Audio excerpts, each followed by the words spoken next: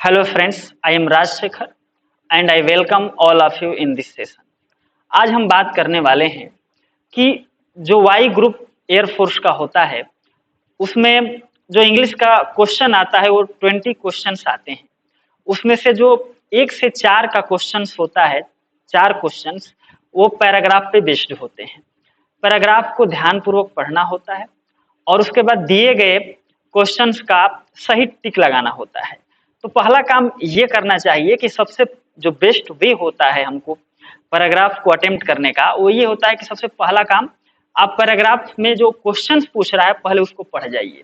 हमारे पास जो पैराग्राफ दिया गया हम सबसे पहले इसके क्वेश्चंस की तरफ चलेंगे। देखिए पहला क्वेश्चन है इसमें कि in self directed learning and individual, कहने का मतलब इसका ये है कि जो सेल्फ डायरेक्टेड लर्निंग होती है उसमें इंडिविजुअल के साथ क्या होता है, इंडिविजुअल क्या करता है, एन इंडिविजुअल। तो इसमें ऑप्शन दे रखा है takes initiative with or without the help of others, in passive and waits for directions, is helpless and dependent, takes initiative without an objective. और दूसरा क्वेश्चन है which word best describes self directed learning, यानी कि self directed learning को कौन सा word जो है डिस्क्राइब कर रहा है। ये आप किताब पैराग्राफ जब पढ़ेंगे तब पता चलेगा। और तीसरा है the modern environment according to the author, जो मॉडर्न एनवायरनमेंट है वो ऑथर के हिसाब से कैसा है। ये 4 ऑप्शन है रिस्ट्रिक्टिव, इंस्ट्रक्टिव, लेस डेवलप्ड और इम्प्रैक्टिकेबल। और लास्ट क्वेश्चन है the synonym of the word diagnosing is. अब देखिए इसमें जो है डायग्नोसिंग का मतलब क्या होता है। डायग्नोसिंग का मतलब होता है रिकॉग्नाइजिंग, RECOGNISING, रिकॉग्नाइजिंग या डायग्नोसिंग, दोनों का मतलब होता है पहचान करना। तो इसमें देखिए कौन सा वर्ड है जो पहचान करने से संबंधित है, तो ये जो है आइडेंटिफाई, ये वाला शब्द जो है पहचान करने से संबंधित, क्योंकि ये सिनोनिम पूछ रहा है, सिनोनिम पूछ रहा है पर्यायवाची शब्द। तो आप जो है आइडेंटिफाई को जो है टिक कर सकते हैं। तो बिना पैराग्राफ पढ़े भी सिनोनिम आप आंसर कर सकते हैं। और बाकी जो क्वेश्चन है उसके लिए तो हमें पैराग्राफ पढ़ना पड़ेगा। तो चलिए पहले पैराग्राफ जो है पढ़ना स्टार्ट करते हैं। यहाँ से शुरू करते हैं। कह रहा है कि self directed learning, self directed learning की ऐसी लर्निंग जो खुद के द्वारा डायरेक्ट की गई है, खुद के द्वारा ऑर्गेनाइज की गई है।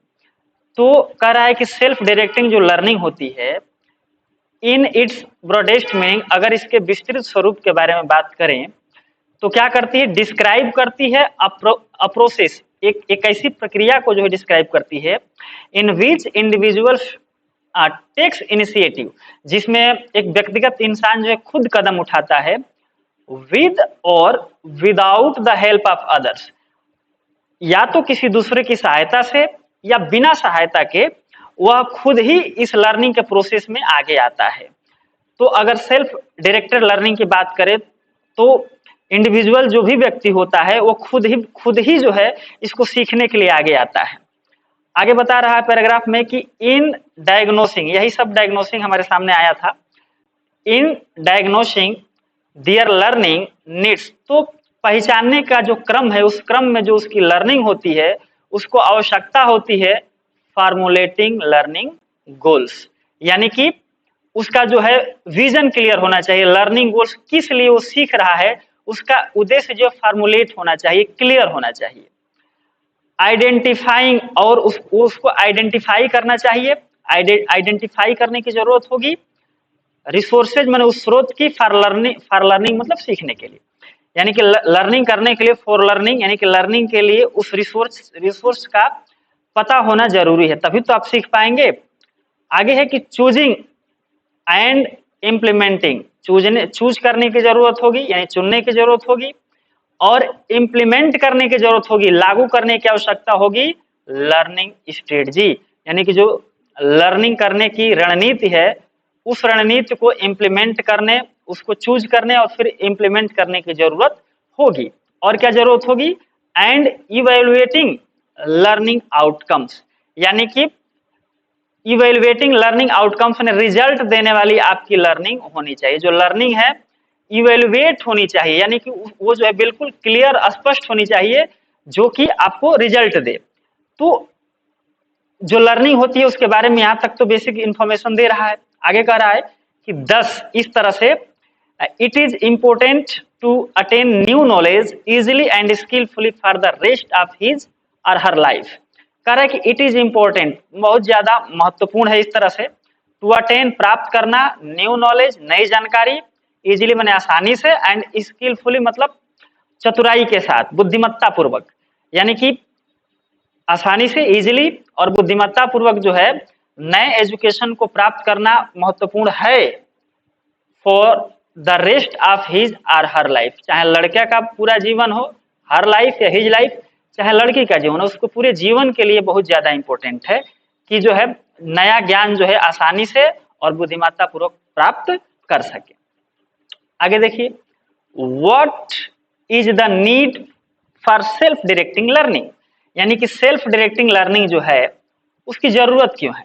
व्हाट इज द नीड, उसकी जरूरत क्यों है फॉर सेल्फ डायरेक्टिंग लर्निंग, यानी कि सेल्फ डायरेक्टिंग लर्निंग की आवश्यकता क्यों है। तो पैराग्राफ आगे बता रहा है कि वन रीजन इज, पहला तो रीजन यह है कि देयर इज कन्विंसिंग एविडेंस, बिल्कुल स्पष्ट सबूत है, दैट की पीपल की जो लोग हैं, इस बात का प्रत्यक्ष प्रमाण है कि जो लोग हैं हु टेक द इनिशिएटिव, जो इनिशिएटिव लेते हैं, जो पहला कदम उठाते हैं लर्निंग के क्षेत्र में, इन लर्निंग यानी कि लर्निंग के प्रोसेस में जो लोग खुद आगे आते हैं, लर्न मोर ज्यादा सीखते हैं, थिंग माने चीजें, यानी कि ज्यादा चीजें सीख जाते हैं, एंड लर्न बेटर और बेहतर सीखते हैं, देन पीपल उन लोगों की तुलना में, हु सिट जो बैठते हैं, at the feet of teachers यानी कि अध्यापकों के चरणों में बैठते हैं, पैसिवली माने निष्क्रियता पूर्वक, वेटिंग इंतजार करते हुए, टू बी टॉट माने पढ़ाए जाने का। कहने का सार ये है कि वो लोग जो, पहला तो रीजन ये है सेल्फ डायरेक्टिंग लर्निंग का कि वो लोग जो खुद जो है सामने सीखने के लिए आते हैं, वो जो है उन लोगों की तुलना में बेहतर सीख लेते हैं जो हमेशा टीचर पर डिपेंड रहते हैं कि टीचर कुछ सिखाएंगे और टीचर के चरण में पड़े रहते हैं और बिल्कुल निष्क्रिय रहते हैं, यानी खुद एक्टिव नहीं रहते हैं सीखने के लिए, बल्कि ये सोचते हैं कि कब टीचर पढ़ाएंगे और जब टीचर पढ़ाएंगे तभी वो सीखेंगे। उसकी तुलना में वो व्यक्ति जो सीखने के लिए खुद आगे आते हैं वो ज्यादा सीखते हैं और ज्यादा बेहतर परफॉर्म करते हैं। चलिए नेक्स्ट स्लाइड की तरफ। आगे कह रहा है कि द सेकेंड रीजन, दूसरा रीजन बता रहे कि द सेकेंड रीजन इज, दूसरा रीजन यह है कि दैट सेल्फ डायरेक्टिंग लर्निंग की जो खुद के द्वारा डायरेक्ट की गई शिक्षा है, इज मोर ट्यून ज्यादा सुटेबल होती है विद द नेचुरल प्रोसेस, उस जो है प्राकृतिक जो प्रोसेस है उसका, आप साइकोलॉजिकल डेवलपमेंट जो है मनोवैज्ञानिक विकास होता है उसके प्रति ये नेचुरल प्रोसेस के हिसाब से ज्यादा सुटेबल होता है। कहने का मतलब ये है कि पैराग्राफ ये कह रहा है कि जो सेल्फ डायरेक्टेड लर्निंग होती है उसकी उसका जो साइकोलॉजिकल डेवलपमेंट होता है, डेवलपमेंट जो साइकोलॉजिकल विकास होता है वो उसका नेचर जो है सुटेबल होता है, जो खुद सीखने के लिए सामने आते हैं उनका विकास तेजी से होता है। आगे कह रहा है कि an essential aspect of maturing is developing the ability to take increasingly responsibility of our own life to become increasingly self directed. अब ये कहने का मतलब, इसके कहने का मतलब ये है कि जो आवश्यक जो पॉइंट ऑफ व्यू होता है जिसमें इंसान जो है मेच्योर होता है वो जो है डेवलप होता है और वो डेवलप करते उस एबिलिटी को डेवलप करता है जो बढ़ती हुई जो रिस्पॉन्सिबिलिटी है उस जिम्मेदारियों की लेने की क्षमता को विकसित करता है आप और ओन लाइफ हमारे खुद के जीवन के लिए, तो बिकम जो बनाता है इंक्रीजिंगली सेल्फ डायरेक्टेड, यानी कि बढ़ते हुए क्रम में हमें अपने आप को सेल्फ डायरेक्टिंग करता है, यानी कि खुद जो है डायरेक्ट करता है कि हमें कौन सा डिसीजन लेना है और हमारे अंदर जो है मेच्योरिटी का भाव लाता है। तो जो सेल्फ डायरेक्टिंग लर्निंग है वो आपको इस काबिल बनाता है कि आप जो है डेवलप करते हैं उस जो है एबिलिटी को डेवलप करते हैं जिसमें आप जिम्मेदारियों को सही पूर्वक ले सके जो कि बढ़ रही हैं, और आप सेल्फ डायरेक्टेड जो लर्निंग की सहायता से आप जो खुद आत्मनिर्भर हो सकते हैं और बढ़ती हुई जिम्मेदारियों का आप निर्वहन भी कर सकते हैं।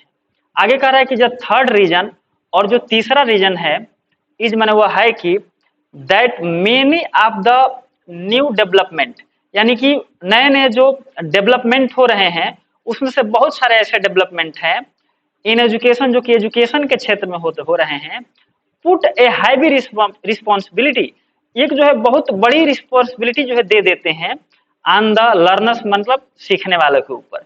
यानी कि जो सीखने आजकल का जो विकास एजुकेशन के क्षेत्र में जो नए नए विकास हो रहे हैं उस विकास की वजह से जो सीखने वाले लोग हैं उनके ऊपर एक बहुत बड़ी भारी जिम्मेदारी आ जाती है। किस चीज की?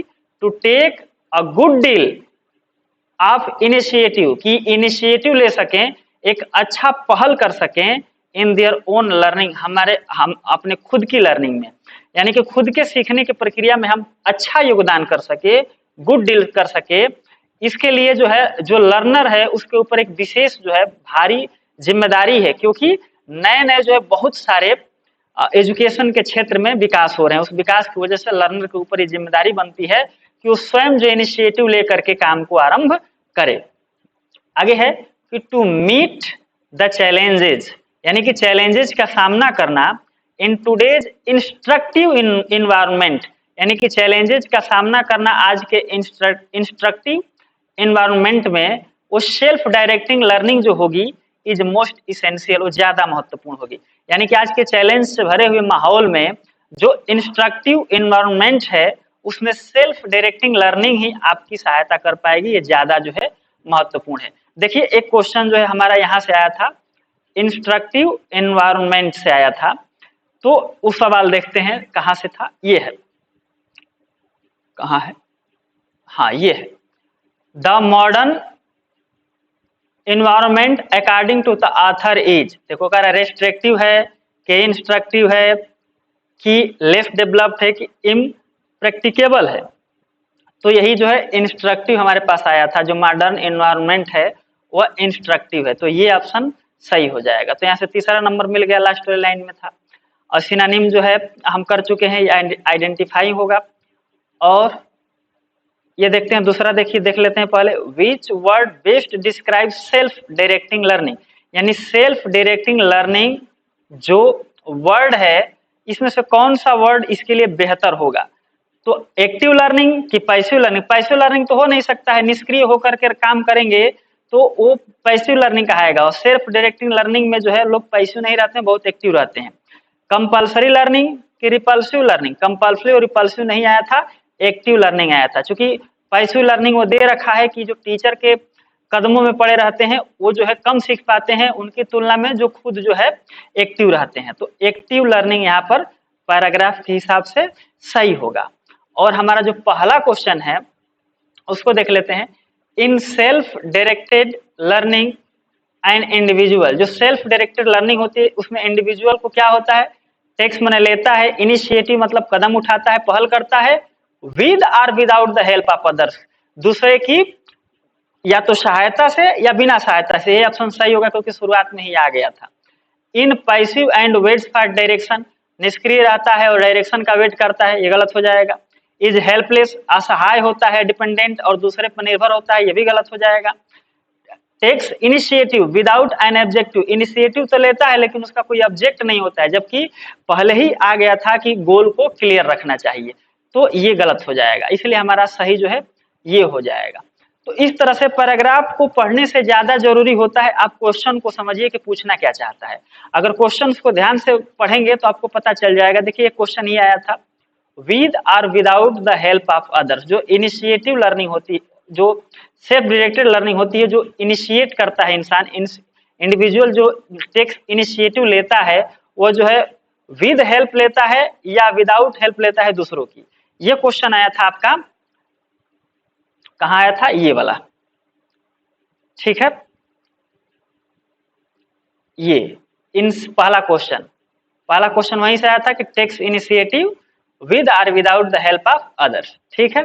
ये जो है which word describe the self directed learning, ये तो पैराग्राफ के आत्मा से उसकी भावना से हमको समझ में आ जाता है कि पैसिव लर्निंग हो नहीं सकता है, कंपल्सरी लर्निंग उसमें कुछ दिया नहीं है, रिपल्सिव लर्निंग तो किसी कीमत पर नहीं होगा, पीछे धकेलने वाली लर्निंग का कोई मतलब नहीं है, तो एक्टिव लर्निंग यहाँ पर सही हो जाएगा।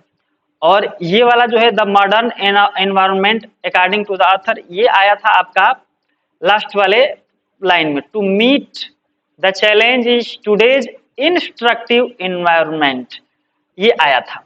तो ये शब्द जो है, इस शब्द की सहायता से हम इसको सॉल्व कर लिए कि जो है इंस्ट्रक्टिव सही होगा, ये वाला सब गलत हो जाएंगे, ये सही हो जाएगा। तो ये रहा पहला पार्ट जो हम पैराग्राफ सॉल्व कर रहे हैं, ये पहला पार्ट है। इसमें जैसे 4 क्वेश्चन हमारे पास टोटल जो क्वेश्चंस थे वो 20 क्वेश्चंस है, हम पूरा का पूरा 20 क्वेश्चंस जो है सॉल्व करेंगे। फिलहाल हम जो है पैराग्राफ को लिए थे और पैराग्राफ में हमने 4 क्वेश्चन सॉल्व किए हैं, बाकी जो क्वेश्चंस है वो नेक्स्ट सेशन में हम सॉल्व करेंगे, ठीक है। अगर उसको भी इस सेशन में लेंगे तो वीडियो बहुत बड़ा हो जाएगा। तो मिलते हैं नेक्स्ट सेशन में। अगर आपको ये पैराग्राफ समझने में सुविधा हुई है, आपको लाभ मिल रहा है इस चीज से, तो आप चैनल को लाइक कर सकते हैं, सब्सक्राइब कर सकते हैं और दोस्तों में शेयर कर सकते हैं।